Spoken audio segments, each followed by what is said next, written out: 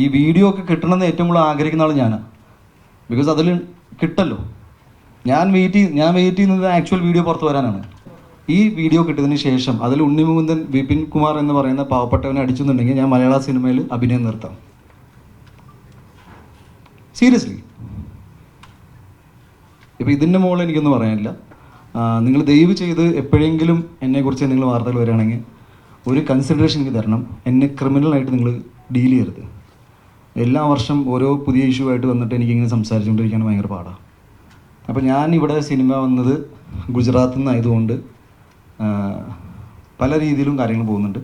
എനിക്കിവിടെ വ്യക്തിപരമായിട്ട് ആരോടും പ്രശ്നമില്ല. ഞാൻ മര്യാദയ്ക്ക് സിനിമ ചെയ്യാൻ ആഗ്രഹിക്കുന്നു. എൻ്റെ ചില രീതികളുണ്ട്. അത് ഞാൻ കുറച്ച് straight ഫോർവേഡാണ്.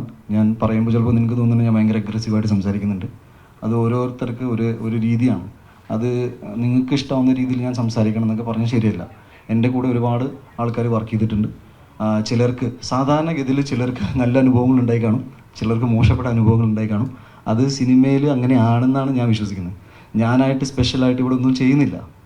I am just saying that ഇത് കുറച്ച് ഡേർട്ടി സ്പേസിൽ പോയത് എന്താണെന്ന് വെച്ചാൽ എല്ലാവരും കൂട്ടുകാരായതുകൊണ്ട് ഇതിൽ എൻ്റെ വളരെ വേണ്ടപ്പെട്ട ഒരു സുഹൃത്തിന് ഇത് ഒഴിവാക്കാമായിരുന്നു. അയാൾ അത് ചെയ്തില്ല. ഒരു ഘട്ടത്തിൽ പുള്ളിക്കും ചില സങ്കടങ്ങളുണ്ടാവും. എന്നാൽ പിന്നെ ഇരിക്കട്ടെ ഒരു പണി എന്ന് സംസാരിച്ചു. അപ്പോൾ പുള്ളിക്ക് എന്നോട് ഇപ്പോൾ വിരോധമാണ്. ഞാനത് സമ്മതിച്ചു. ഓക്കെ. അപ്പോൾ പിന്നെ ഇനി എനിക്ക് എൻ്റെ ന്യായം പിടിച്ചു നിൽക്കണം. അസോസിയേഷനിൽ പോയിട്ട് ഞാൻ 2-ാം തീയതി എന്നെ വിളിച്ചേക്കണം. ഞാൻ പോയി സംസാരിക്കും. പോസിബിളി അവിടുന്ന് എന്താണ് ഒരു പറഞ്ഞത്, ചിലപ്പോൾ ഇനി ഈ ഇഷ്യൂ മുന്നോട്ട് കൊണ്ടുപോകണമെന്ന് പറഞ്ഞാൽ അതങ്ങനെ, അല്ലെങ്കിൽ കോടതി പറയുന്നുണ്ട്. എന്നെ സംബന്ധിച്ച് കോടതിയിലുള്ള കാര്യങ്ങൾ ഫോളോ ചെയ്യാൻ മാത്രമേ പറ്റൂ. ഈ ഇൻവെസ്റ്റിഗേഷൻ ഇതുവരെ ട്രുത്ത്ഫുള്ളി ഫോളോ ചെയ്ത എല്ലാ മാധ്യമങ്ങൾക്കും നന്ദി. പോലീസ് ഉദ്യോഗസ്ഥർക്കും കോടതിക്കും. മാത്രമല്ല, ഇതിപ്പോൾ എല്ലാം തീർന്നു എന്ന് ഞാൻ പറയുന്നില്ല. ഞാൻ പറഞ്ഞു അത് സത്യമാണെന്നല്ല. ഞാൻ പറഞ്ഞ കാര്യങ്ങൾ വെച്ചിട്ട് നിങ്ങൾ ഡെഫിനറ്റ്ലി ഗോ ആൻഡ് എൻക്വയർ. ഇങ്ങനത്തെ കാര്യങ്ങൾ അവിടെ ഉണ്ട്.